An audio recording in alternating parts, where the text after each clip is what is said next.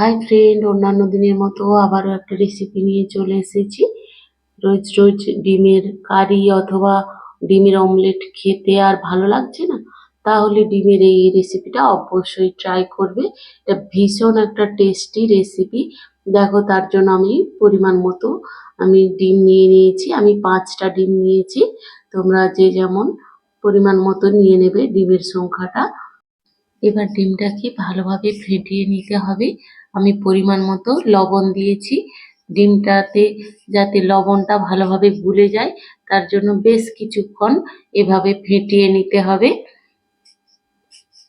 তাহলে সেটটাও খুব সুন্দর হবে। দেখো, তার জন্য আমি একটা টিফিন কৌটোতে আমি কিছুটা পরিমাণ বাটার নিয়ে ভালোভাবে মাখিয়ে দিলাম, যাতে ডিমটা লেগে না যায় কৌটোটাতে। তোমরা বাটারের পরিবর্তে তেলও ব্যবহার করতে পারো, যে কোনো তেল। এভাবে ভালোভাবে মাখিয়ে নেবে নিচটাতে। এবার ফেটিয়ে রাখা ডিমটা ওর মধ্যে ভালোভাবে দিয়ে আমি একটা কড়াইতে জল দিয়ে ওর মধ্যে একটা স্ট্যান্ড বসিয়ে রেখেছিলাম। এবার ওর মধ্যে কৌটোটা বসিয়ে আমি ঢাকনা দিয়ে প্রায় 15 মিনিট মতো আমি স্টিমে সেদ্ধ করে নিয়েছি।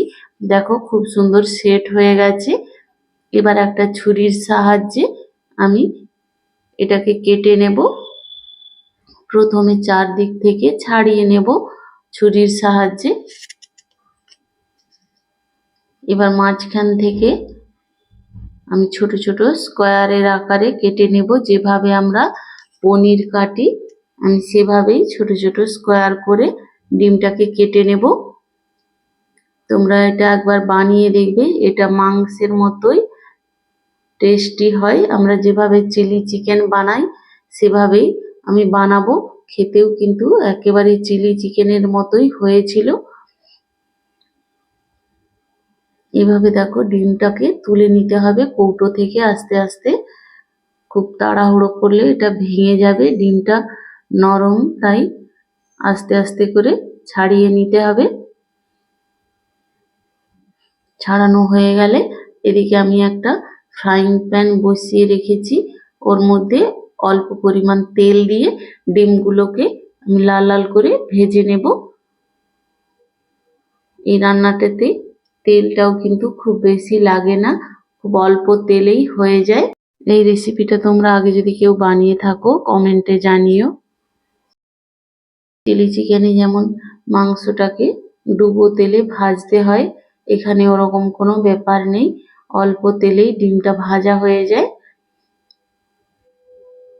দেখো, এবার আমি ডিমটা ভাজা হয়ে গেছে, এটা এবার নামিয়ে ওই কড়াইয়ের মধ্যেই অল্প পরিমাণ তেল দিয়ে আমি চিলি চিকেনে যা যা ইনগ্রিডিয়েন্ট ব্যবহার করি সেই রকমই আমি সেরকমই ব্যবহার করব।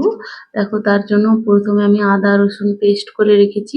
কিছুটা পরিমাণ রসুন আমি চপড করে রেখেছি। আমি ডুমো ডুমো করে পেঁয়াজ ও ক্যাপসিকাম কেটে রেখেছি, ও ধনে পাতা ও কাঁচা লঙ্কা আমি কুচিয়ে রেখেছি। প্রথমে রসুনটা দিয়ে আমি ভালোভাবে ফ্রাই করে নেব। এবার ওর মধ্যে আদা রসুনের পেস্টটা দিয়ে আমি কিছুক্ষণ ভেজে নেব। তারপর আস্তে আস্তে বাদবাকি ইনগ্রিডিয়েন্টগুলো দিয়ে দেব। দেখো, ভাজা হয়ে গেছে। এবার আমি কেটে রাখা পেঁয়াজটা দিয়ে দেব, ক্যাপসিকামটাও দিয়ে ভালোভাবে কষিয়ে নেব। কিছুটা পরিমাণ নাড়াচাড়া করে এবারে দেখো, আমি পরিমাণ মতো লবণ ও শুকনো লঙ্কার গুঁড়ো আমি দিয়ে আবারও এটাকে কিছুক্ষণ ভেজে নেব। এবার কেটে রাখা পেঁয়াজটাও দিয়ে দিলাম। কিছুটা নাড়াচাড়া করে এবার আমি সস দিয়ে দেব। আমি এখানে 2 টেবিল স্পুন টমেটোর সস ও 1 টেবিল স্পুন সয়া সস ব্যবহার করেছি। তোমরা ডিমটা যেরকম ব্যবহার করবে সেই অনুযায়ী সসটা বাড়িয়ে ও কমিয়ে নিতে পারো। দেখো, এবার ভেজে রাখা ডিমটা দিয়ে মশলাটার সাথে ভালোভাবে মিশিয়ে নিতে হবে।